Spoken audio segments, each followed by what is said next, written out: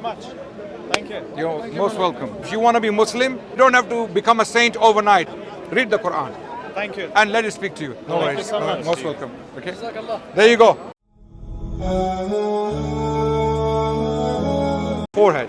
He put it on the ground. So this is how prophets prayed. Moses, Jesus, Muhammad, all of them, sallallahu alaihi wasallam, prayed like this. I have a question. Yeah. So we said God is the wisest one. Yeah. So why would he create all the other things where people find divine in trees and stuff? If he has created everything and he is the most high, why would he create people and that knowledge? Good question. Good question. He created everything so that we see his signs in them. Because he hasn't shown himself. God has not shown himself to the creation. He has not come down on the planet Earth because he's beyond. We believe he's transcendental. He's above. He cannot be part of his creation. Okay? So he has created us and then he has given us signs. So many signs that we cannot possibly miss him. We cannot miss him. You know, when we think about how the trees work, how the sun and the moon and our solar system works, how powerful, how sophisticated, how finely tuned everything is. Okay, for example, if you move the sun from its constant, we will cease to exist. We will die. So there is mathematics, there is intelligence. So God has created all of this so that we look at it, say, he alone deserves to be worshipped. Subhanaka. Quran tells us this. Subhanaka. Ma khalaqta hadha batila. That you have not created this in vain. So this answer, or the question, the answer to your question is in the Quran. That God tells us that when we look at the creation, we would say naturally that glory be to the one who created all of this. You have not created this in vain. Or everything points to one. Everything points to one, and that's the Creator. So we are lost. We as human beings, because we live in this planet, we have rivers, we have jets, we have buildings, we have swimming pools, we have football, we have snooker, we have pubs, we have clubs, we have beaches. So we are lost. We think, oh, which God? Who God? What God? Okay? But the reality doesn't go away. Just because we are ignorant and negligent, the reality does not go away. Your mother doesn't go away. Whether you pay attention to her, whether you respect her, whether you love her or not, she is still there. Right? She deserves your attention. Likewise, your God who has created you deserves your attention more than your mother and your father does. Because He is the one who gave you those. So, the ultimate thing for a human being to do is, the best thing in his life is to acknowledge, which you do, and accept. Acceptance comes with obedience. Start to follow. Quran, we have no doubt, is His revelation. There is no doubt the Quran came from Allah, the Creator. Why do you have no doubt? Because what I'm trying to say is the Buddhists have no doubt, they believe in the correct They don't believe in God. I know, but that's the thing. But they believe that their way is the correct way. Christians believe. We can easily show them why it's not the correct way, because it's all man-made. Anything man-made, check this out. Any idea that comes from human mind is ultimately flawed.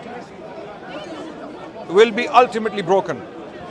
Because human mind is limited by knowledge, by experience, by conditions humans may live in, or circumstances. So we are conditioned by our culture, our language, our people, sometimes our society, right? That's an interesting point. Yeah. Because when you look at the trees, you look at the rivers that God made, that comes from your mind as well, which could also be corrupted, which could be false. Because this we know doesn't come from your corrupted thoughts, because this is confirmed by the revelation. One of our scholars, he said God sent two types of revelations, and they both complement each other. One is the creation, it's a revelation, it's God's revelation, God revealing Himself to His creation, that this is me who did this. Number one. Number two, the books, the revelations in the form of a text that dictate terms, that tell you what you need to do in life. You want to be happy? Then follow this. You don't follow this, you will have a miserable life. That's it. So God has spoken with us. We the Muslims, as bad, as weak, as challenged as we are, have some beautiful examples where our societies are alcohol free. Okay, we don't have the problems Western world or other non-Muslim countries do. Drugs. Okay, South America, look at South America, it's a big mess. Catholicism hasn't done anything for them, for those people, right? Atheism is not doing, agnosticism, atheism is not doing anything for the Western world. Okay, people are still depressed, they are lonely, they are on antidepressants, right? There are still suicides taking place in Japan, in Sweden, in Norway. People are dying because they are empty. They don't have a purpose in life. You know, cocaine is going to only do so much.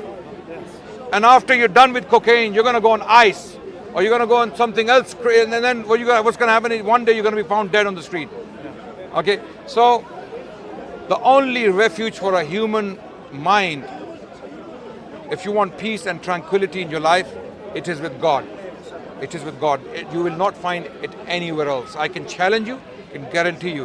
Whatever peace you may have in your life is going to come from the divine. He's more concerned with, I believe, from what I understood. Let him speak. Let him speak. Let him speak his mind. If he has a question, well, I completely agree with that. That the highest power is God. Oh, brother, you're a Muslim. You're a Muslim. No. Don't take it as something I'm completely strange. open to it. I'm just, the only maybe difference in opinion that we may have is that I could be a Muslim, but I also... You're Muslim in belief, not knowing that you're a Muslim.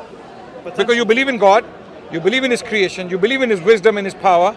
You also believe that He would communicate. His wisdom requires that He would communicate with us. He wouldn't just create us without purpose, because everything else has a purpose. The solar system has a purpose. We know the purpose, right? So would He create us without a purpose? Absolutely not. Thank you. So the purpose was dictated to us by Him in scriptures.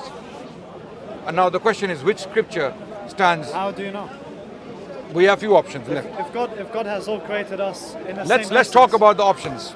We have Vedas, the Hindus. They claim they are divine. We have the Bible of the Christians. Okay? Is there anything else? Well, you have the Buddhist Sanskrit text, you have the Jewish, I don't know. No, Bible, the Bible. None of them, this is a challenge, none of them are free of human error. And this is acknowledged by the people of those faiths themselves. The Jews acknowledge our scripture is corrupted, it's changed, it's altered. The Buddhists don't claim it's from God. The Buddhists claim these are from sages, our wise men, our sages, you know. Same with Vedas, the rishis of the Hindu, you know, philosophers. They put these philosophies down and people are now living by them today. All man-made. Quran is the only book in human existence today that claims direct link from God without corruption, without any human interpolation. Okay. There is no other scripture left. I mean, if there was any, I would have known. I mean, I'm not speaking arrogantly, but I've been looking for a long time. Okay, so if there is a God, and there is a God, and if He spoke to us, and He did speak to us, then the only way to reach Him is the Quran, which is without corruption. Full stop. That's the end of story.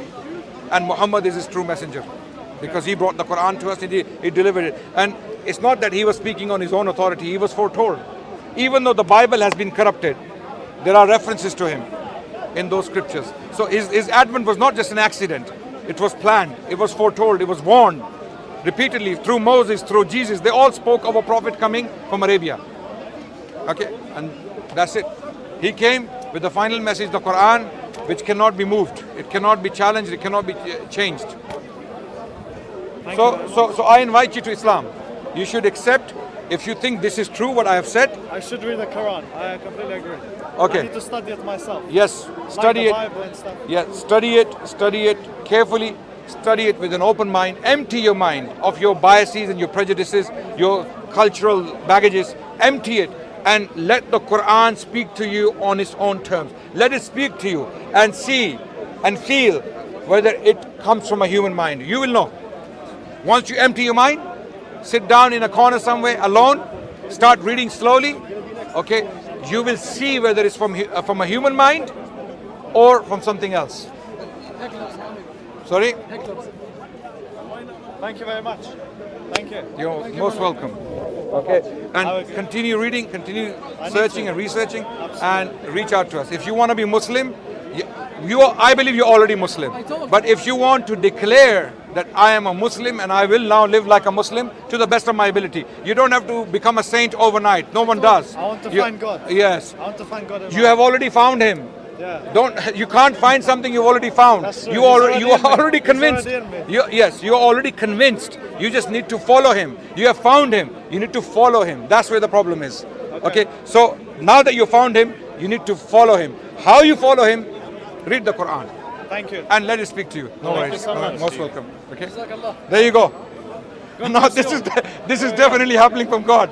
I know of us. Allah is the best of planners. So Absolutely. there we go. There you go. And Allah has given you wisdom as well. MashaAllah. Take care. Take care. Take care. No worries. No worries.